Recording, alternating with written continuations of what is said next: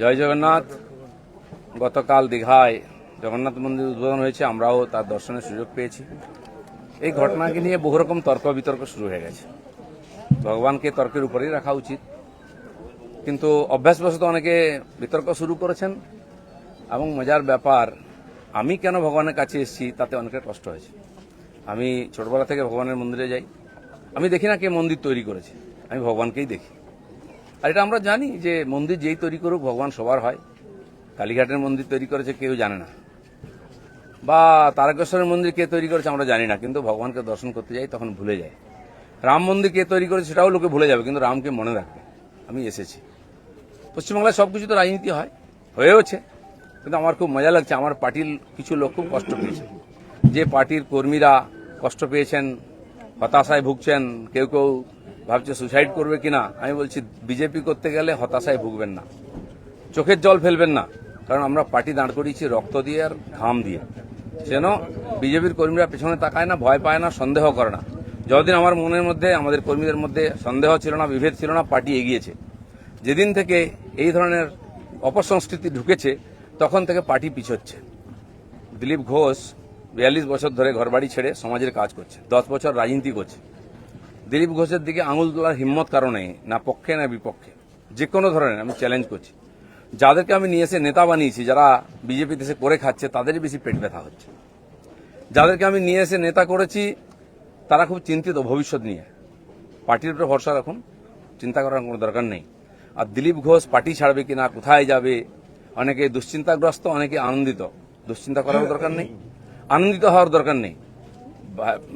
দিলীপ ঘোষ দরকার হলে রাজনীতি ছাড়বে, কিন্তু পার্টি ছাড়বে না, বিজেপি ছাড়বে না, এটা পরিষ্কার বলে দিচ্ছি। কিছু লোক হয়তো চাইছেন আমি পার্টি ছাড়লে জায়গাটা খালি হবে, সুবিধা হবে। সেটা হওয়ার চান্স নেই, কারণ আমাদের কাছে মিশন পশ্চিমবাংলায় যতদিন না রাজনৈতিক পরিবর্তন হচ্ছে লড়াই চলবে।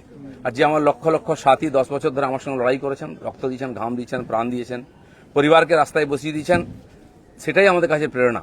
কেউ বলছে 57 জন শহীদ হয়েছে, তারা ভাবছেন যে 21 সালে বোধহয় বিজেপি তৈরি হয়েছে। তা হয়নি। 257 জন শহীদ হয়েছে, রাজনৈতিক শহীদ। সেই শহীদ ভুলিনি, কারণ আমার সময় তারা প্রাণ দিয়েছেন। তার ফলে 77 সিট জিতেছিলাম।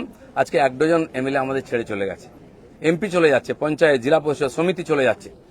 কিন্তু আমি বলছি আমাদের বিচারধারা, আমাদের রাস্তা ঠিক আছে, ঘাবড়াবেন না, ভয় পাবেন না। বিজেপি ভয় পায় না বলে ভারতবর্ষে পরিবর্তন করতে পেরেছে। আমরা সেই পার্টির সংস্কৃতি মানি যে পার্টির প্রধানমন্ত্রী অটল বিহারী বাজপেয়ী কালীঘাটে গিয়ে মমতা ব্যানার্জির মায়ের পায়ে হাত দিয়ে প্রণাম করেছিলেন। আমরা সেই সংস্কৃতির লোক। মমতা ব্যানার্জি তখন আমাদের সঙ্গে ছিলেন, আর অন্যদিকে চলে গেছেন, শত্রু হয়ে গেছেন, এটা আমি মনে করি না। রাজনীতি আমার কোনো শত্রু নাই, আমি সবাইকে মিত্র করার চেষ্টা করি। আর মিত্র করেছে বলে ভারতীয় জনতা পার্টি এত বড় হয়েছে। অন্য পার্টির বহু নেতা এসে পার্টির নেতৃত্ব করছেন।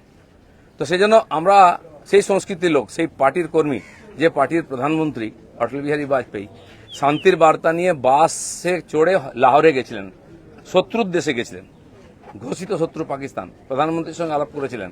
ফিরে আসার পরে পাকিস্তান আক্রমণ করেছিল, কার্গিল যুদ্ধ হয়েছিল। অটল বিহারীর হাত কাঁপেনি, মিরাজ পাঠিয়ে দিয়ে, সেনা পাঠিয়ে দিয়ে সমস্ত বাংকার গুঁড়িয়ে দিয়েছিলেন। আমরা সেই সংস্কৃতি, এটা ভারতের সংস্কৃতি, এটা বিজেপি সংস্কৃতি। আমার প্রধানমন্ত্রী নরেন্দ্র মোদী, তিনি নওয়াজ শরীফের বাড়িতে বিয়েতে নেমন্ত্রণ রক্ষা করতে গেছিলেন, কোনো প্রোটোকল মানেননি, আশীর্বাদ করেছিলেন মেয়েকে। কিন্তু তারপরে পাঠানকোট হয়েছিল, পুলওয়ামা হয়েছিল, কিন্তু নরেন্দ্র মোদী সার্জিক্যাল স্ট্রাইক করতে, এয়ার স্ট্রাইক করতে পিছিয়ে যাননি, কারণ এটাই বিজেপি, এটাই ভারতীয় সংস্কৃতি। সেজন্য আমরা যেন আমাদের পরিচিতি না ভুলে যাই। আমার পাড়ায় বিয়ে হচ্ছে টিএমসি নেতার বাড়িতে, সে টিএমসি করে বলে তার বাড়িতে আমি বিয়েতে যাব না।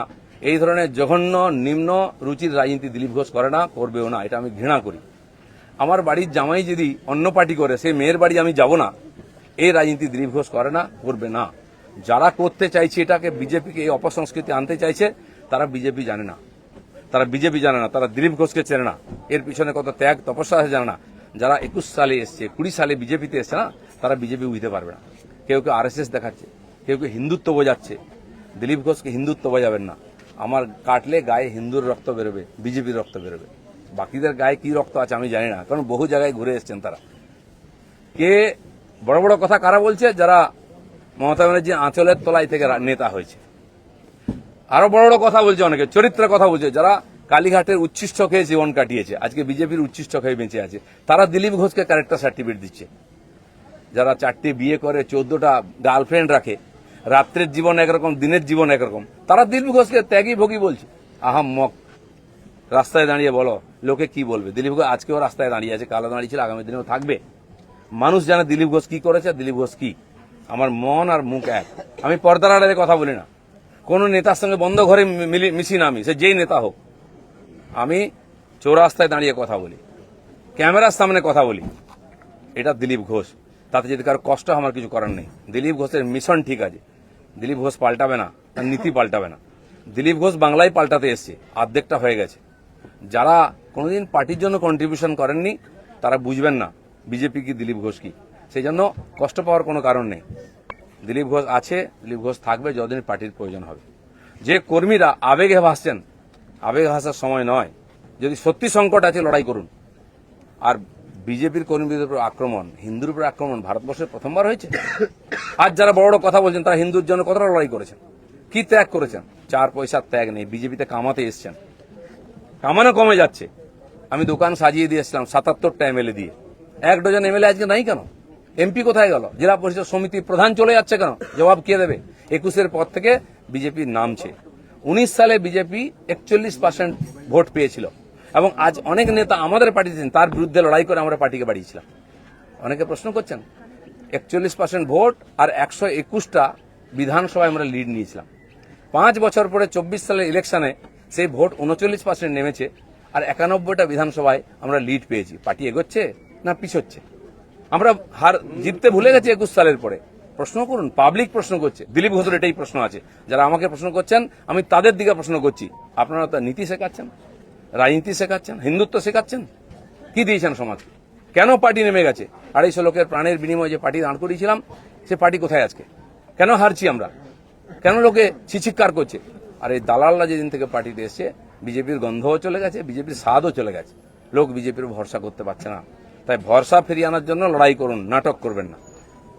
রক্ত দিয়েছি আমরা, ঘাম দিয়েছি, তারপরে মানুষের বিশ্বাস জিতেছি, মানুষের আশীর্বাদ জিতেছি। দিলীপ ঘোষের তো লড়াই জারি আছে। আপনারা ঠিক করুন কে কোন পার্টি থেকে লড়াই করবেন। দিলীপ ঘোষ পার্টি পাল্টাতে আসেনি, পশ্চিমবাংলাকে পাল্টাতে এসেছে।